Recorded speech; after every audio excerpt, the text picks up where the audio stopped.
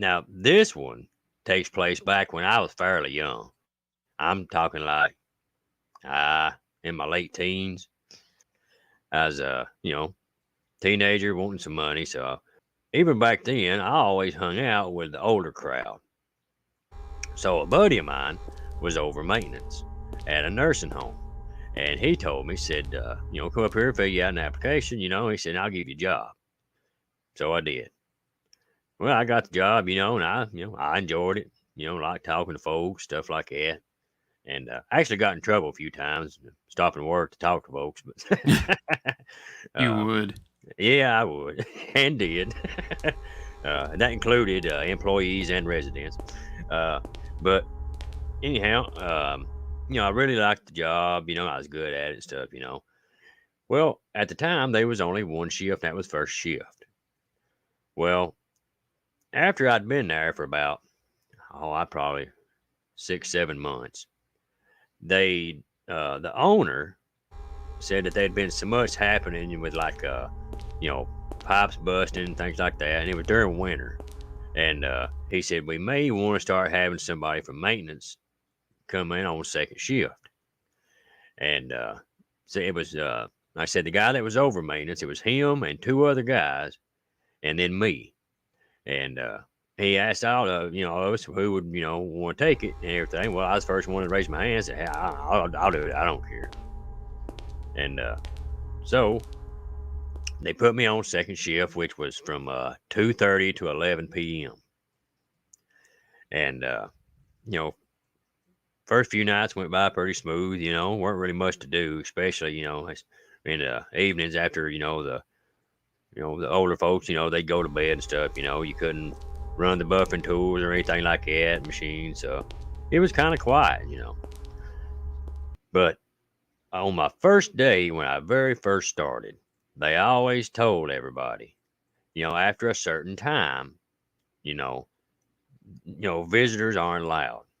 If you see anybody trying to get in, tell them they can't come in. They have to come back the next day. Or if somebody does come in, manage to get through into the doors, you got to tell them they'll have to leave and come back the next day. Well, one evening, I was sitting there and it was, oh man, it was bitter cold. And I just went out to take my lunch. And I come back in and, because I was redoing one of the rooms down on one of the end of the hallway, and had to work through my lunch, so I didn't get to take lunch till like, oh man, it was probably 10 or a little after 10 p.m. So really, it's late dinner. Yeah.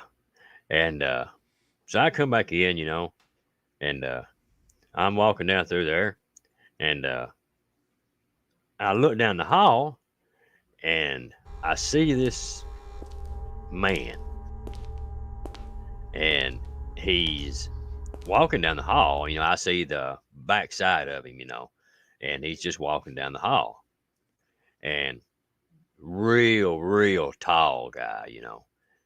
I'm look down there, spot. I'm like, hang on now.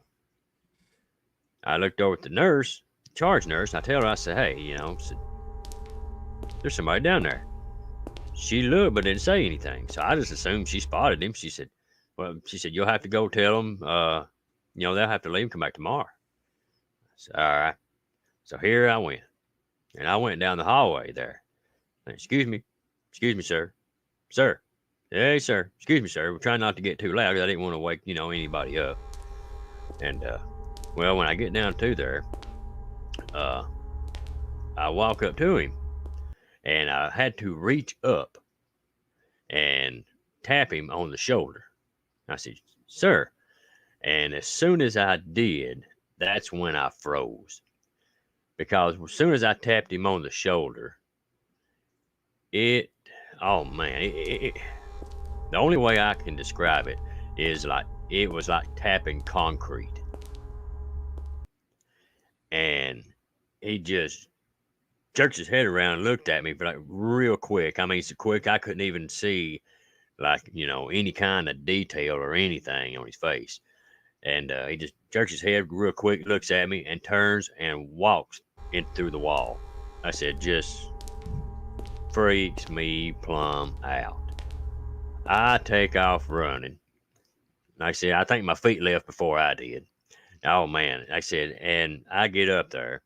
I never said a word. I never told nobody nothing. I didn't clock out. I took out running. I run out the doors. I got in my car and I sped out of there as fast as it would go. And I never did go back. Wow. So Yeah. what did he look like? He turned and looked at you, right? Did, Yeah. I did said it look like a normal person, or? it for the most part, yeah. Um, it was just, I don't know. It was just like, it was so strange. You know how like when you glance at somebody walking at a distance, you really don't pay attention to what they're wearing or anything like that. You just see somebody. Well, Yeah. that's kind of like what it was. And I say, when I just, he was real tall and had short hair. That's all I could tell you. The clothing was kind of darkish.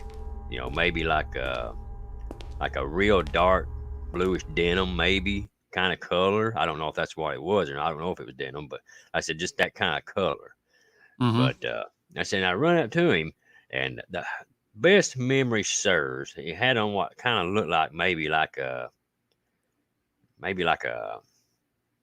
just a gentleman's jacket. They would wear over during winter, and real dark colored again. And like I said, when I tapped him on the shoulder, I say he turned around, looked at me, and just turned and just walked into uh, the wall. And I said, that freaked me out so bad. And the next day, and like I said, because I didn't sleep much that night, and I don't care to tell you. Uh, but the next day, I said, my buddy called me and everything. He said, what happened to you last night? He said, they said you ran out of there like, a chicken with its head cut off and everything. Well, like I said, he ain't no stranger. Like I said, I'd known him for a long, long time. So I know he weren't no stranger to Hanks or anything. So I told him everything. And he said, oh, man. I said, yeah. He said, man, I ain't never seen nothing like that here. He said, I have seen, heard some things I can't explain, but never seen nothing like that. And so I told him, I said, man, you know how I am about that stuff. I said, I ain't gonna lie to you. I said, I ain't coming back. He said, well, I can't say that I blame you. He said, but I'm glad you told me, thanks for letting me know. And he asked me, he said, but I do have a question. I said, what's that? He said, where exactly did this happen at? I said, what do you mean? I said, it was there at the nursing home. He said, no. He said, like what hallway? Well, I told him and everything, and he just kind of got quiet and everything. And I said, well, what's wrong? And he said, the elderly lady that was in that room passed away that night. They said it was probably around midnight, maybe 1 o'clock in the morning. And you saw this guy. What time was it, you think? Yeah, probably around 10:30, maybe. Hmm. So I said, I told that story to a few people, and a lot of the elder folks and everything said that it would process. I'd probably seen the old man death. You could have. That is kind of what you were thinking it was when you first told me about this. Yeah, and everything. And I said, and it was just, man alive. I said, that's one of them experiences, it stays with you. I bet. And Whew. yeah. And like I said, that's the best way, and it was also one of them things, I kept playing over in my head, over and over and over, like, and, did it happen exactly like I thought it did? Was I imagining it? And, but the one thing too that stuck out most about every bit of it was when, like I said, when I had to reach up and tap him on the shoulder. And like I said, and it was like tapping concrete. So death works out. Yeah. Yeah, apparently. Or he's just stone cold, But like I said, man, that's definitely one of them experiences you don't never forget. I wouldn't if it was me. Man. And yeah. And before then, I hadn't really heard anybody mention any kind of, hearing or seeing too much from the area, that place. Uh, Mm-hmm.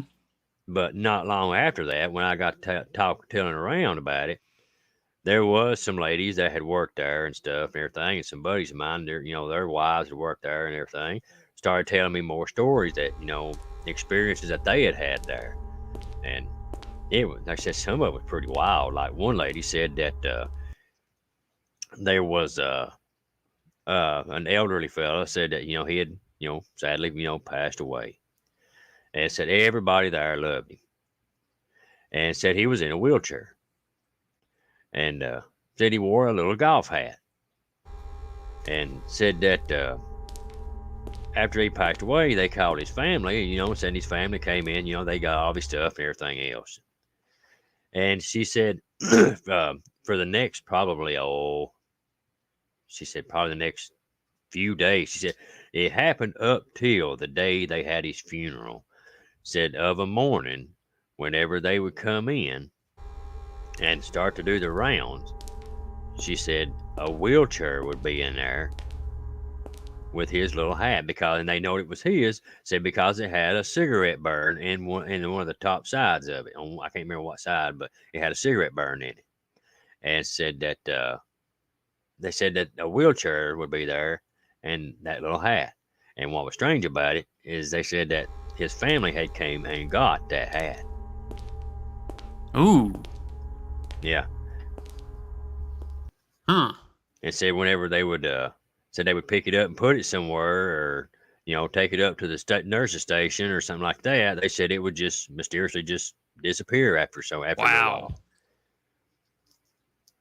And they said that happened up till the day of his funeral. Huh.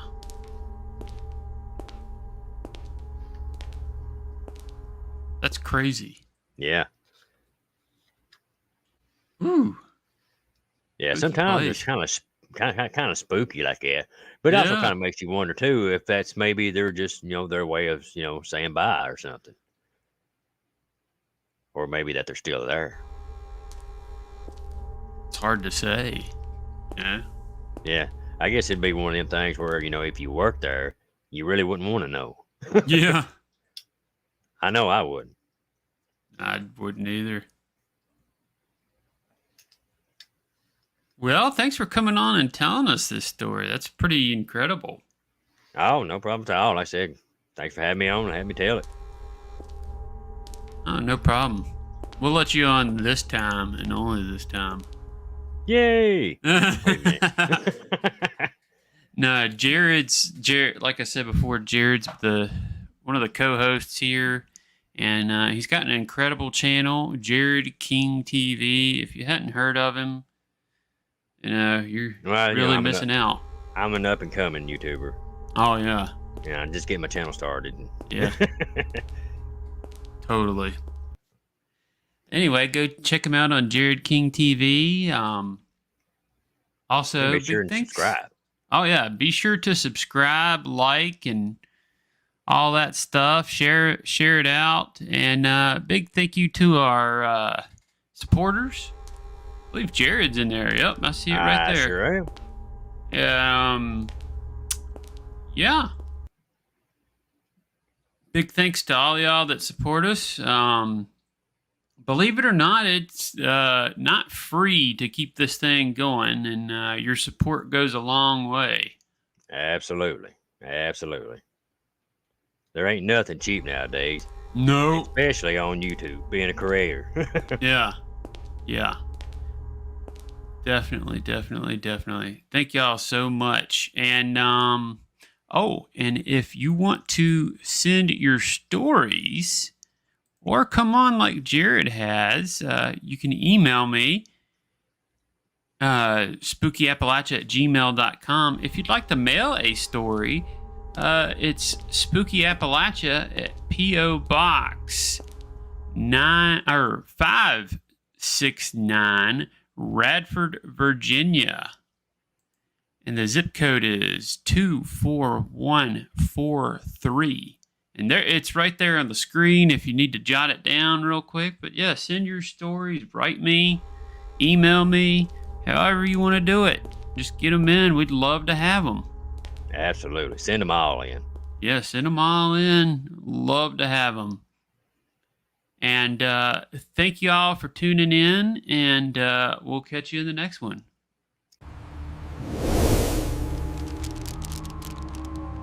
Stay spooky.